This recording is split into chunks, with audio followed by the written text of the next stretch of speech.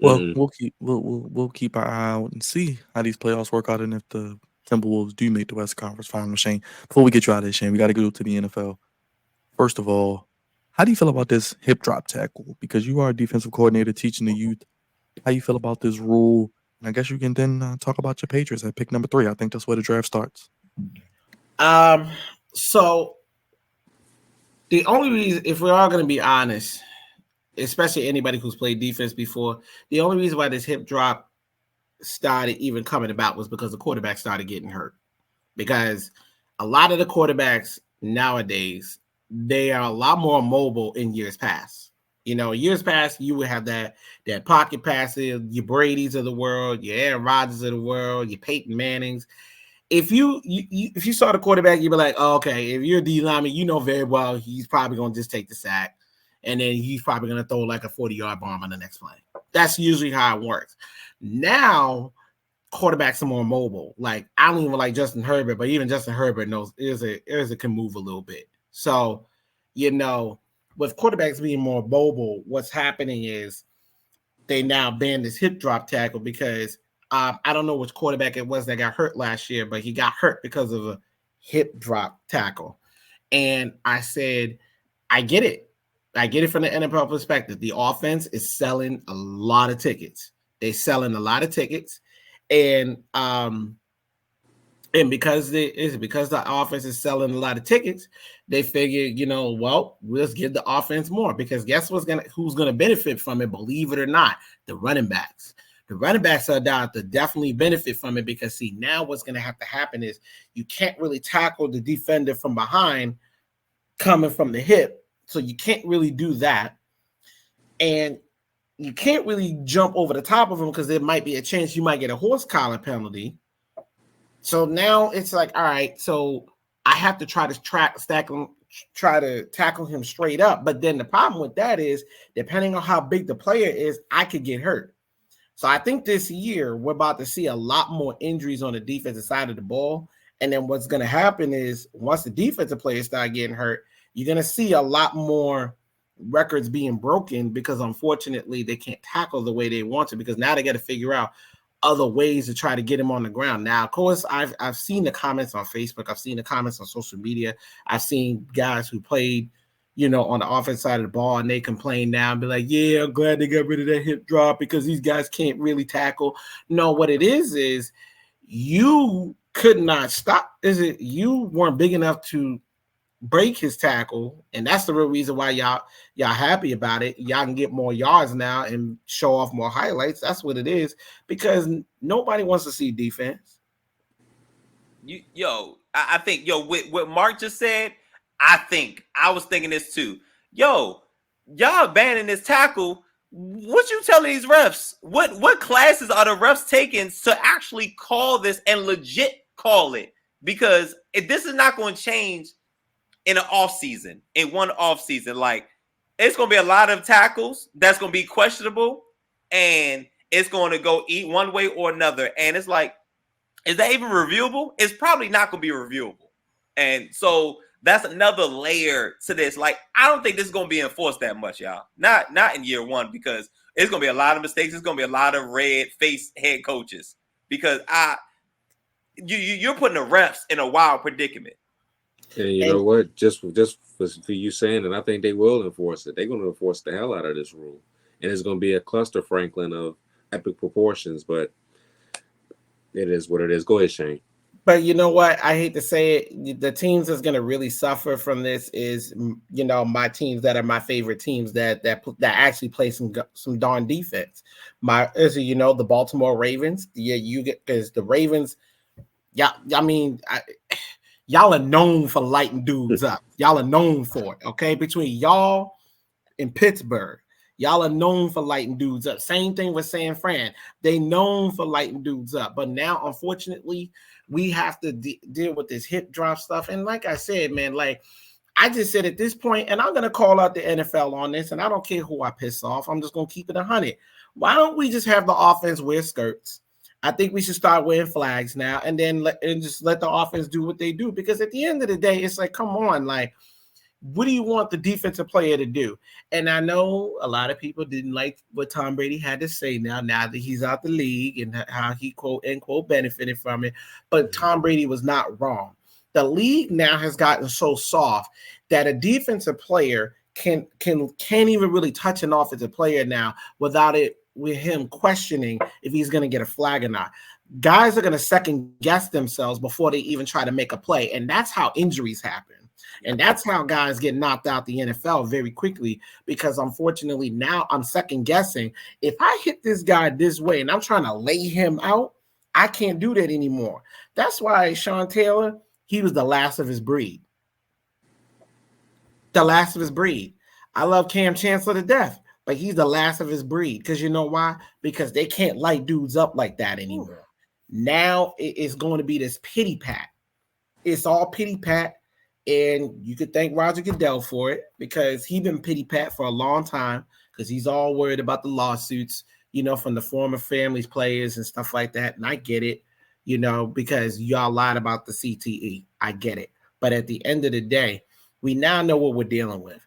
And what it is what's going to happen now is you're going to have to find defenders that are, I hate to say it, big. You're going to have to find some 250-pound linebackers that can body tackle, that have to body tackle, and find some DBs that are at least 200 pounds. You can't even find a 180-pound, 190-pound corner anymore. You can't do that now. Now you have to find some dudes that are big and fast.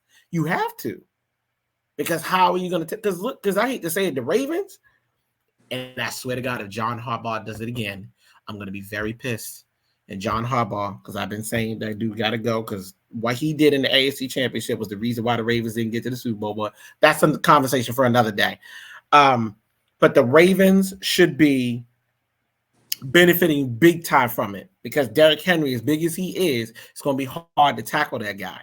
And with no hip drop, if he doesn't get minimum, and I say minimum, 1,500 yards, there's something wrong. And Joe Mixon, who's with the Texans, if he don't get at least 1,300, that means there's a problem.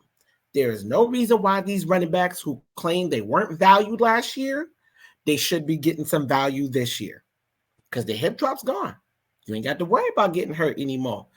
You just got to focus on running the defender over, because he's going to second guess himself. How do you see your Patriots at 3, Shane? What are they going to do? Probably they're going to trade back, because there's a huge rumor that I heard that Jaden Daniels, I guess his visit, there's been too many conflicting reports of his visit with the Commanders. One report said that it went well, but then there was another report saying that not only it didn't go well, but I guess he was talking about playing for New England. Yep. So I kept hearing that a lot. And let's say, for the sake of argument, that was true. He still could get selected by the Commanders anyway, right? Because, he's going to have to play no matter what, where he wants. Now, if he said that to Dan Quinn, now let's be honest, because we all know Dan Quinn very well. If he actually said that to Dan Quinn, then I hate to say it, you don't want to draft a guy that doesn't want to be in the building, because because then he's not going to perform well the way you want him to perform. So you'd rather draft a player who actually wants to be there. You see what I'm saying? If Jaden Daniels is there, I could see the Patriots drafting him. But what I would implore my Patriots to do is, if Jaden Daniels is there, then draft him. But if he's not there, then I would either draft probably Marvin Harrison Jr. or draft another good player at that position, or trade back and get more picks. That's what I would do. And the reason why I would do that, because you don't want to draft a quarterback just to appease the public, because I know how that Boston beast is. Believe me, I know. I grew up there. I lived there half my life. So I know how that Boston media is. But don't draft a quarterback just because you want to appease the public. What you need to do is draft what you need for now, because you still got a whole nother draft class coming in next year. And I hate to say it, there's going to be a good quarterback draft class coming in next season. It's not like it's not going to be there. They got the Shador Sanders of the world. They got there's a few dudes that's going to come out next year. So I wouldn't really too worry about this particular draft. Because Drake May, I told people I am not sold on that guy. I don't know why anybody's sold on him. I don't like what I see. I don't like quarterbacks that come from North Carolina at all because they all trash to me. And they've all been trash. I mean, look at Mitch Trubisky. He's a prime example. So, I mean, that's just what it is. So I think that at 3, we could, if Jaden is there, we'll draft him. But if he's not there, you either draft Marvin Harrison Jr. or you trade back, go get some picks. Wait a minute. Hey, Mark, is Adam Peters the actual GM now? So the interesting thing is that's where the beef or disconnect is. It wouldn't be Dan Quinn, it's Adam Peters. This is the Adam Peters show. And he's taking and I guess he's taking some advice from from Cliff Kingsbury and Dan Quinn, but ultimately it's going to be Adam Peters' decision. So for those of y'all that don't know, there was a little hiccup back in the when he was at Arizona State. When Jaden Daniels was at Arizona State, Brandon Ayuk is a little bit older than him. So Brandon Ayuk was with the 49ers. So when Adam Peters was the assistant GM with the 49ers, they met. I guess Brandon Ayuk arranged them to meet because Adam Peters, a lot of what was going on with San Francisco was Adam Peters doing. And he checked out Jaden Daniels. He told Jaden Daniels that I think you're a 4th, 5th round pick. I mean, 4th, 5th round, selections, 4th, 5th round pick. Yeah, I was disrespectful. And I don't think, that's any young man. That's hard for any young man to take. And for him to transfer to LSU and have the type of year he did, and then come all the way up to he about to be the 2nd overall pick and 2nd quarterback taken is crazy now. So what is the feelings now that Jaden Daniels is up right now? He the man right now. How does Adam Peters feel about him now versus how he did before? So that is the, I guess, quote unquote beef with Adam Peters and Jaden Daniels. But again, if they could let bygones be bygones, because obviously you're not a 4th round grade now. You know what I'm saying? Like we talk about you going number 2 overall and changing this organization around. So I mean, it's gonna be interesting to see what happens. And Shane, I heard the same rumors, so I don't know what to believe. So we're gonna be in suspense for another 2 weeks, and we'll see what happens. And I hope the Commanders make the best decision the Commanders can make. Well, let me ask something about somebody else that Shane talked about was Drake May. Now, all y'all here have been rocking with me for a very long time in this sports world, and y'all know there's one person's opinion I value, and that's Merrill Hodge, who was formerly of ESPN. He's not sold on Drake May either. Why is it that you're not sold? Time out. Wait a minute. Time out. You choose Merrill Hodge's opinion over Mel Kiper's? No, I mean I like him, but I think as an analyst, I always liked Merrill Hodge.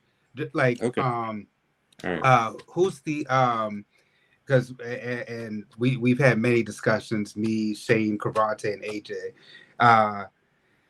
He was an analyst for NFL Network, and we used to always get into these debates. It was like Merrill Hodge's opinion versus he was with, he was with Oakland. He was like Mike Mayock.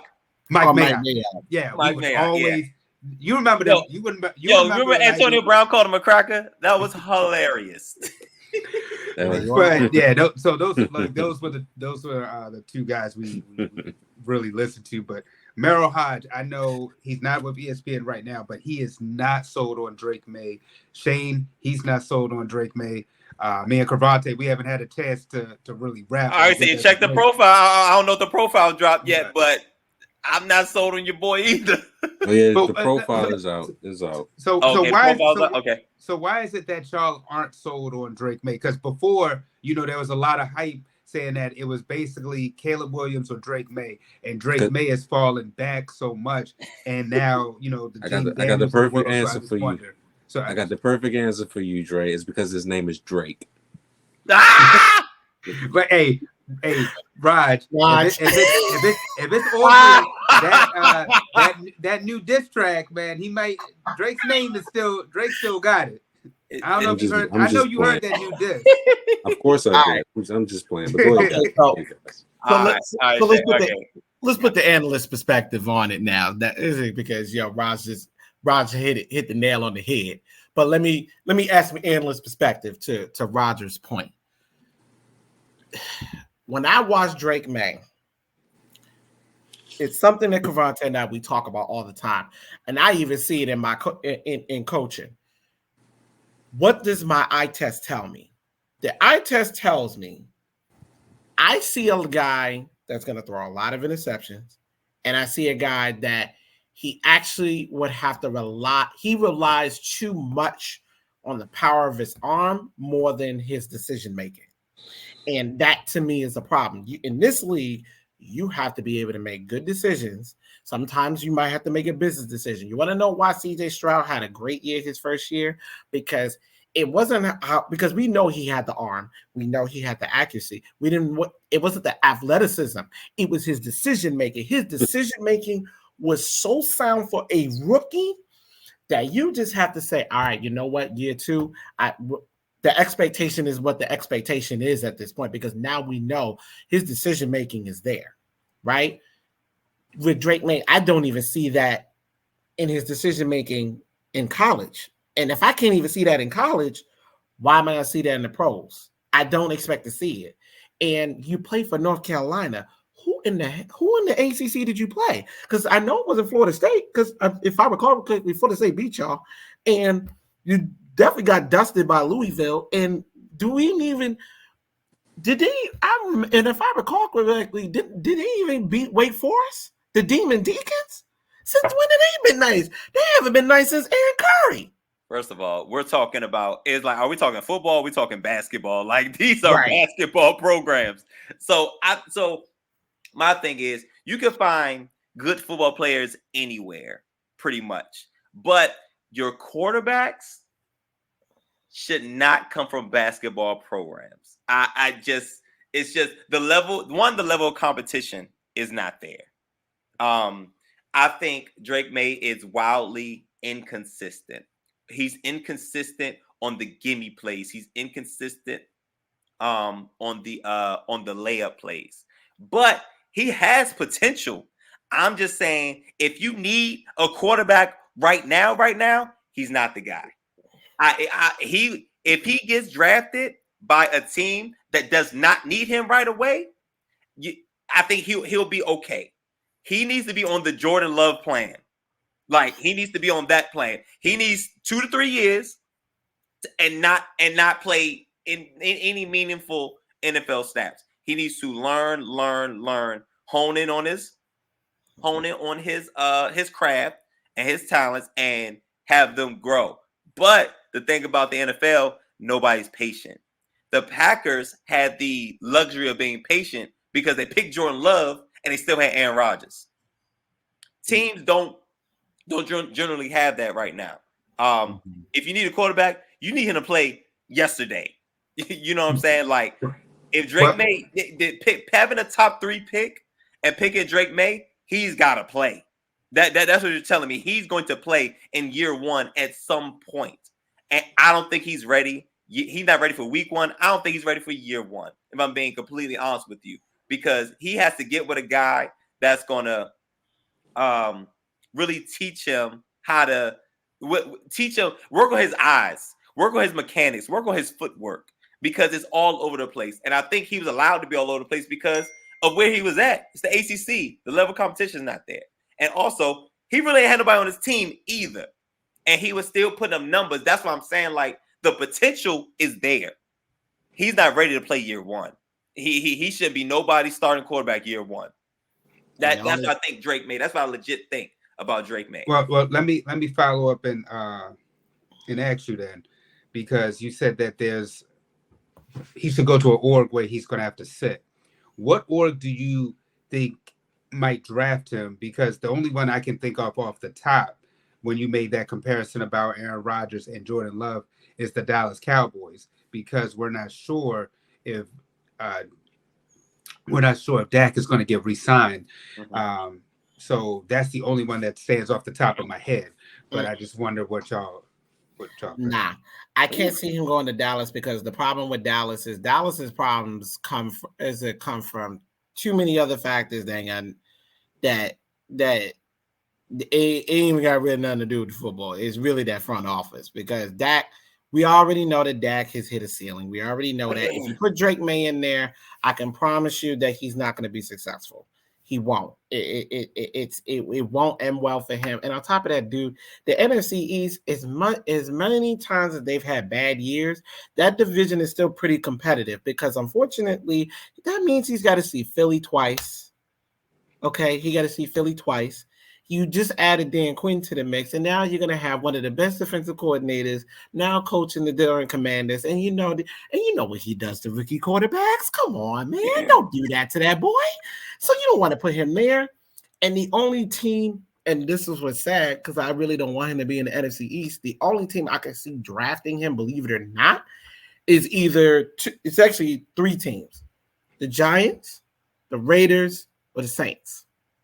Because Saints, unfortunately, they got Derek Carr. Derek Carr is not bad, but he's not the greatest quarterback on earth. But at least he could learn something from Derek.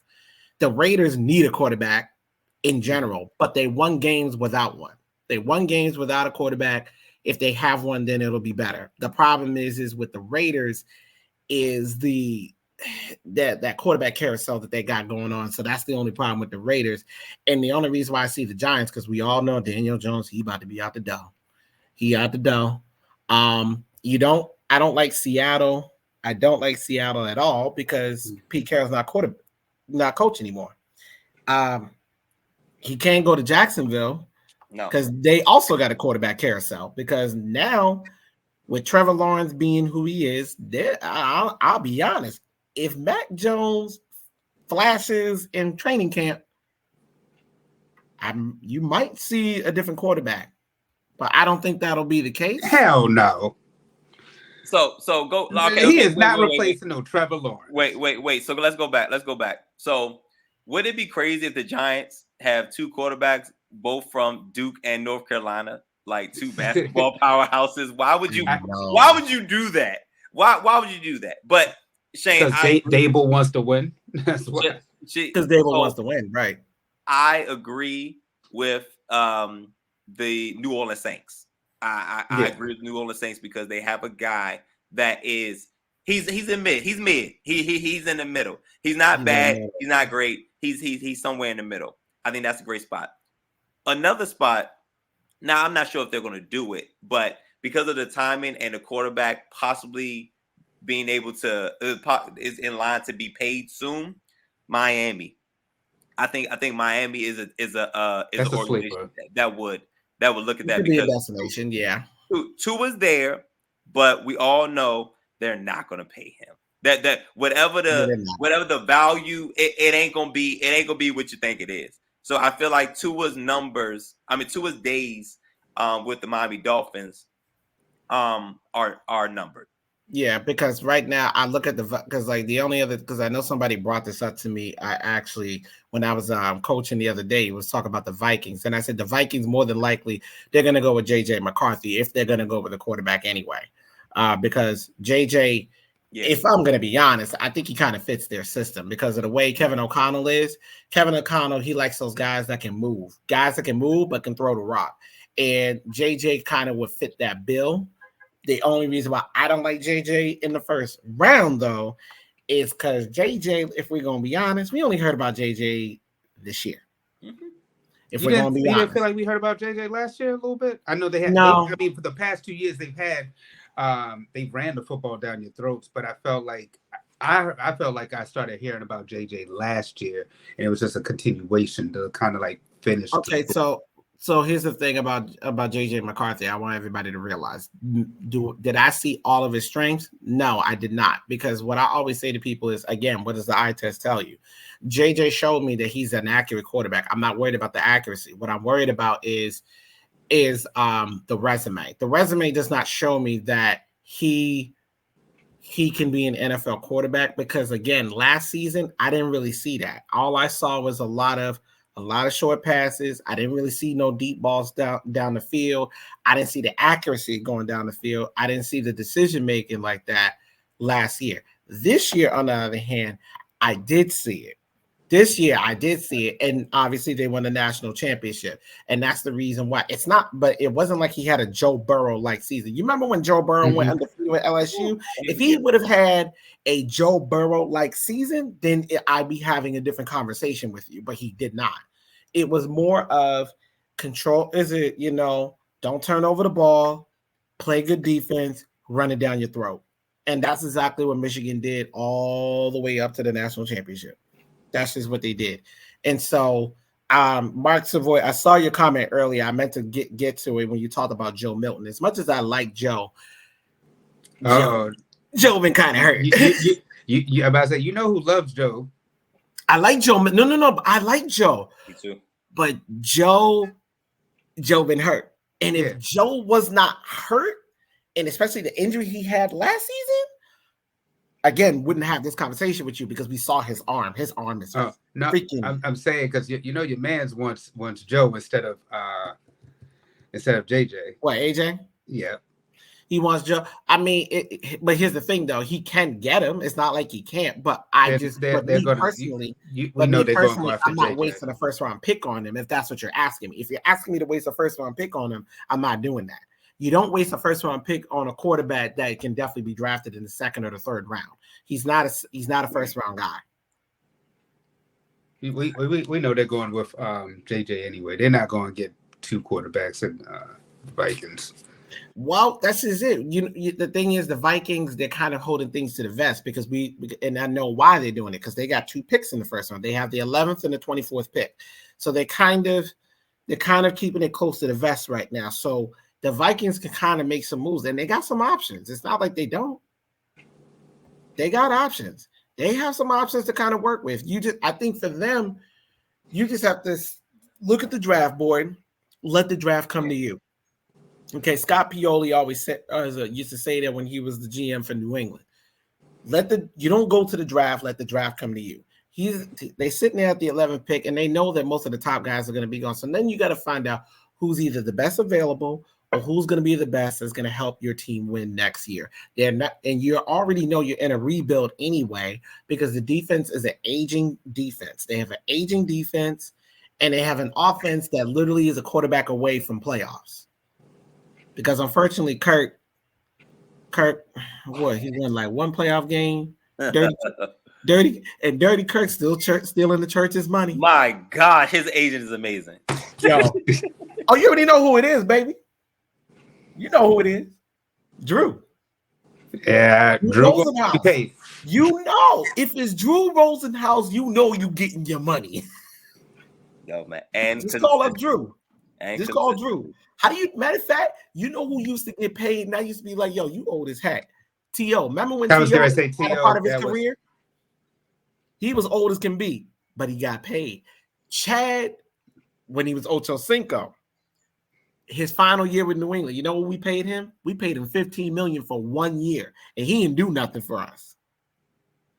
He got $15 million for 1 year. And I want you to think about that. And that was high back then. Right. That was high back then. $15 million for 1 year. And guess who got him that money? Drew. Drew Rosenhaus, hands down, I believe, is the best sports agent I have ever seen. That man knows how to get people their bread. He knows how to get people broke off. That's just what he do. Shane, how can the people keep up with you and what you're working on with No BS? Oh, you already know. Insane_. This is Shane 29. Go ahead and follow me, Shiz_29 on Instagram. No BS, no holds barred sports talk show. You follow me on Facebook, Instagram, Twitter. Follow me on all those platforms. And very soon, I'm gonna give myself a couple of more weeks once I get this equipment in. Your boy will be back at it again, and they're gonna get that No BS. Shane, we appreciate you, brother. Always love having you back on the Flex Zone podcast, as you are part of the family. Send love to your family, and we'll do this again real soon, and we'll see what your Patriots and Celtics do and how it plays out, brother. Yeah. One more time for Shane, everybody. No BS. Thank team. He'll be back real soon. Big shout out to Shane. Once again, being back here, as always, on the Flex Zone podcast, breaking that knowledge and teaching the youth how to tackle since there's no more hip drop with that whole fiasco.